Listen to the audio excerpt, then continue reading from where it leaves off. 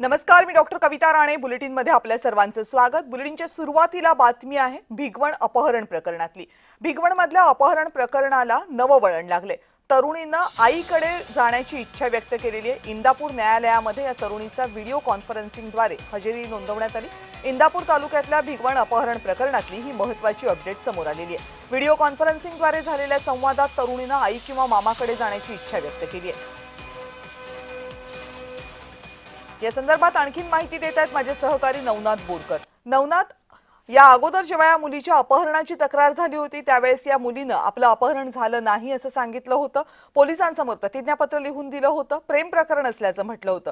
मात्र आता या मुलीनं आईकडे जाण्याची इच्छा व्यक्त केलेली आहे. काय कारण आहे आणि या संदर्भात आतापर्यंत घडलंय काय काय? नक्कीच भिगवण येथील गाजलेल्या अपहरण प्रकरणामध्ये आज मोठी घडामोड झाल्याचं आपल्याला पाहायला मिळत आहे. खऱ्या अर्थाने इंदापूर न्यायालयामध्ये व्हिडिओ कॉन्फरन्सद्वारे हजर करण्यात आलेल्या 21 वर्षीय तरुणीकडे आईकडे जाण्याची इच्छा जी आहे ते व्यक्त करण्यात आलेली आहे. खरं तर त्याच मुलीने ज्यावेळेस अपहरण झालं होतं आणि हिंदू संघटना आक्रमक झाल्या होत्या आणि यावेळेस मोर्चा देखील मोठ्या प्रमाणामध्ये झाला होता. यानंतर मात्र मुलीने दुसऱ्या दिवशी स्वतः व्हिडिओ करून त्या पद्धतीने सांगितलेलं होतं की माझं अपहरण झालेलं नाही, मी माझ्या मर्जीनेच त्या मुलाबरोबर गेलेले आहे असं वक्तव्य जे आहे त्या मुलीने केलं होतं. प्रतिज्ञापत्र देखील सादर केलं होतं. मात्र दुसऱ्या दिवशी जे आहे ते बारामती सत्र न्यायालयामध्ये मुलीला पोलिसांनी हजर केलं आणि तशा पद्धतीने मुलीला जे आहे ते पुण्यातील मुंडवा येथील महिला सुधारगृहामध्ये पाठवण्यात आलेलं होतं. मात्र आज मोठी घडामोड घडलेली आहे. आज त्या मुलीने जे आहे ते व्हिडिओ कॉन्फरन्सद्वारे इंदापूर येथील जिल्हा सत्र न्यायालयाच्या समोर आपलं म्हणणं मांडलेलं आहे की मला आता माझ्यावर कुठलाही दबाव नाही, मला आता आईकडे आणि मामाकडे जायचं आहे. त्यानुसार आज खऱ्या अर्थाने इंदापूरच्या न्यायालयाने देखील मुलीला जे आहे ते तिच्या आईकडे आणि मामाकडे सुपूर्द केल्याचं आपल्याला पाहायला मिळत आहे. या प्रकरणामध्ये जेव्हा मुलीची पहिल्यांदा प्रतिज्ञापत्र पोलिसांनी लिहून घेतलं होतं त्यावेळेस या मुलीला भेटायला तिचे आई वडिलांना बोलावलं होतं, आईला आणि नातेवाईकांना. ते आले नव्हते असं पोलिसांचं म्हणणं होतं. मात्र आता या मुलीनं जेव्हा आई आणि मामाकडे जाण्याची इच्छा व्यक्त केली आहे त्यावेळेस तिचा ताबा घ्यायला ते आलेले आहेत की नाही?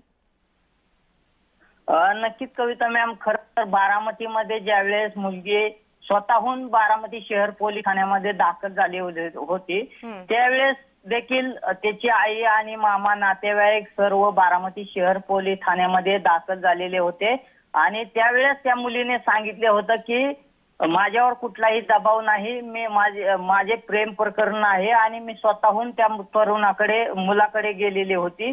मात्र आता पुन्हा एकदा आता यामुळे वेगळी घडामोड जी आहे ते पाहायला मिळत आहे. तिचं समुपदेशन देखील केल्याचं आपल्याला माहिती मिळालेली आहे. यानुसार आज व्हिडिओ कॉन्फरन्सद्वारे तिचे मंथन संवाद जो आहे तो इंदापूरच्या जिल्हा सत्र न्यायालयाने ऐकून घेतलेला आहे आणि तिच्या म्हणण्यानुसार आज खऱ्या अर्थाने मुलीने सांगितलेलं आहे की मला पुन्हा माझ्या आईकडे आणि मामाकडे जायचं आहे आणि त्यानुसार आज जिल्हा न्यायालयाने देखील तिचं म्हणणं ऐकून तिच्या आईकडे सुपूर्द केल्याचं आपल्याला पाहायला मिळत आहे. आता ही मुलगी कुठे? आपल्या आईकडे? आत्ताच्या घडीला पोलिसांनी ती मुलगी जी आहे त्या आईकडे सुपूर्द केल्याची माहिती जी आहे ती आता समोर आलेली आहे. धन्यवाद तुम्ही दिलेल्या सगळ्या सविस्तर माहितीबद्दल नवनाथ.